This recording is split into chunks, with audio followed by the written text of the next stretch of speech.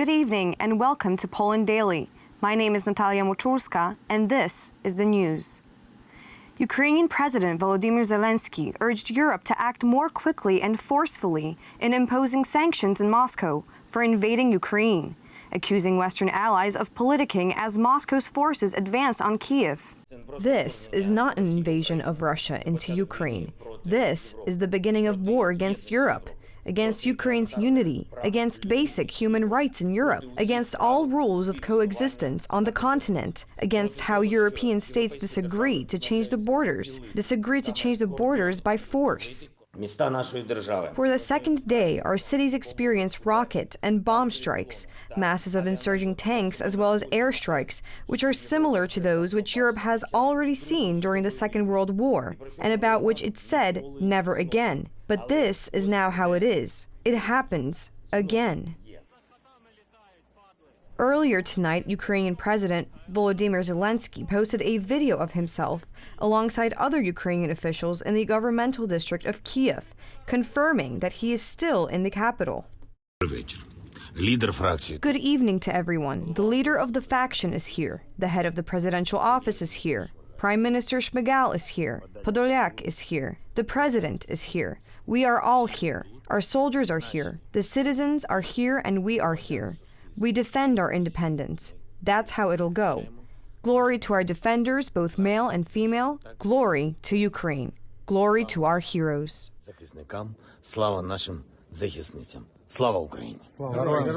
Earlier, Zelensky said he knew he was the #1 target, but would stay in Kyiv. President named the advisors with him, including the Prime Minister Denis Shmyhal. Authorities urged Kyiv residents to prepare Molotov cocktails to defend the capital, as Russian missiles continue to pound the city, forcing residents to shelter in metro stations. NATO will deploy significant extra troops to countries in Eastern Europe who are part of the alliance. The decision was taken during an emergency summit organized to strengthen the frantic Western response to Russia's invasion on Ukraine. This was the online event with 9 Eastern flank countries participating from Warsaw at the parallel Bucharest 9th summit. Jens Stoltenberg, the NATO Secretary General, chaired a virtual summit of 30 leaders this Friday, where the agreement was made to amass forces in Eastern Europe. Leaders of 9 member states from the NATO Eastern flank gathered in Warsaw. The peaceful sleep of the rich Europeans and the acquiescence to Russia's rearmament with money for selling oil and gas to European markets has led to a situation where we have woken up to a whole new reality. The entire Euro-Atlantic security system is at stake in the war in Ukraine. I agree with President Zelensky, who said, if you don't help us today, then war will knock on your door tomorrow. No one should be fooled by the Russian government's barrage of lies, the NATO leaders said in a joint statement. We are now making significant additional defensive deployments of forces to the eastern part of the alliance. To our partner, Ukraine, and allies provide many different types of support. NATO help Ukraine also with their cyber defenses. NATO leaders refused to use military force against Russian troops occupying Ukraine. President Vladimir Putin must and will fail, top European Union leaders said earlier today as they agreed on new sanctions over his invasion of Ukraine, saying he was trying to bring the continent back to the age of empires and confrontations. The EU foreign ministers agreed to freeze European assets linked to Vladimir Putin and Foreign Minister Sergei Lavrov over their decision to invade Ukraine. Moreover, the Council of Europe suspended Russia's membership.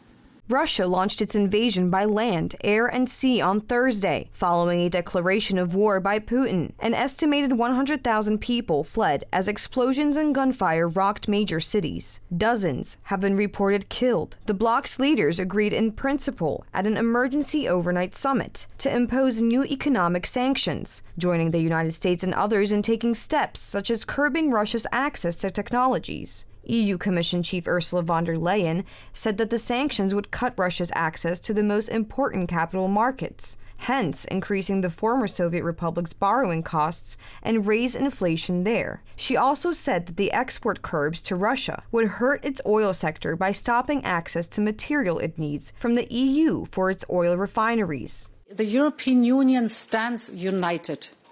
Tonight, European leaders were fully aligned in condemning the atrocious and unprovoked attacks. Now we have to meet the moment. We will hold the Kremlin accountable. The package of massive and targeted sanctions European leaders approved tonight clearly demonstrates that. It will have maximum impact on the Russian economy and the political elite. First, this package includes financial sanctions that cut Russia's access to the most important capital markets. We're now targeting 70% of the Russian banking market, but also key state-owned companies, including the field of defense. And these sanctions will increase Russia's borrowing costs, raise inflation, and gradually erode Russia's industrial base. Our export ban will hit the oil by making it impossible for Russia to upgrade its oil refineries, which gave actually Russia export revenues of 24 billion euros in 2019. Thank you for joining us this evening. Please stay tuned for Poland Daily Weather, Poland Daily Business, and some of our other programs. But for me, it's have a great Friday night.